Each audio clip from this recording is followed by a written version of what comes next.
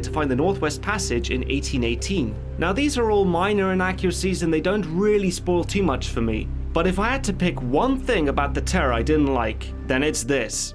What could have done that? There must be a bear. A bear did that. My first thought seeing this was, oh cool, it's a polar bear, because it looks like that famous 1864 painting, Man Proposes, God Disposes, that shows two polar bears ripping a boat apart from the Franklin expedition. So imagine my disappointment when it turned out to be something else. I do not believe it is an animal we battle. Look, man! Not a man, not a bear. Move! Move! What? You each other move! Arrows! A man bear pig? What does that look like to you? It's Man Bear All Pig. soldiers! I told you it was real.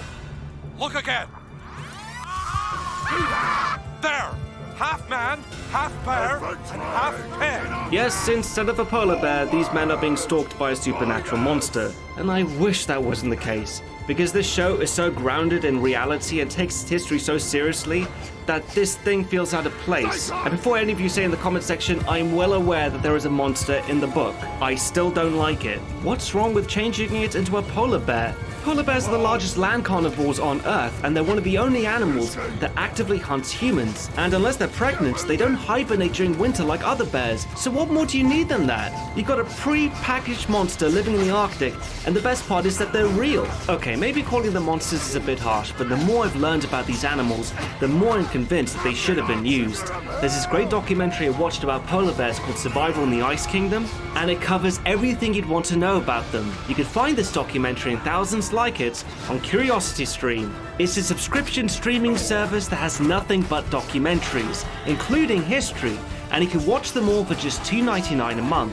But the best part is that fans of history buffs can get their first 30 days for free. To sign up, all you have to do is enter the promo code curiositystream.com/historybuffs. Anyway, back to the review.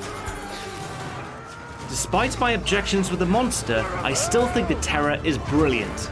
They've somehow been able to take real history and adapt it perfectly into the horror genre. Don't expect any cheap jump scares here. The scariest parts aren't even about the monster, but in the environment itself.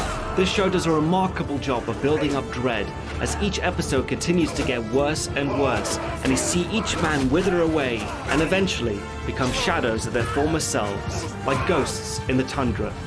As a trusted friend once put it, this place wants us dead. And best of all, it's clear that the creators respected the history they were trying to tell and made an effort to follow it as best they could. I definitely recommend giving this a watch.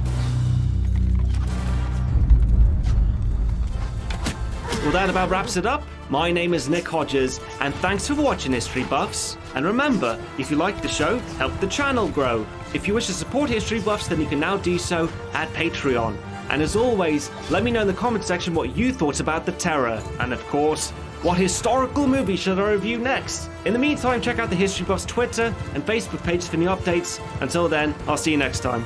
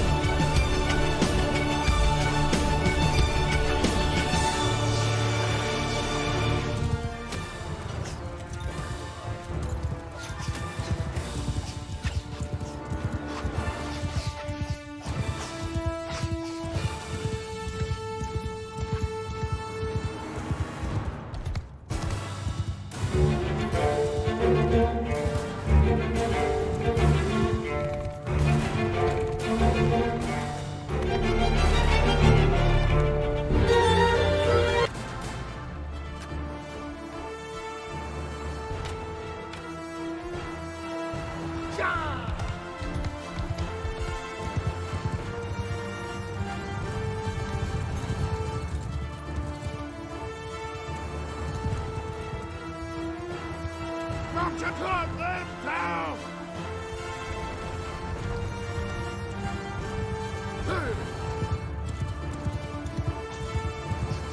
Double the rebel!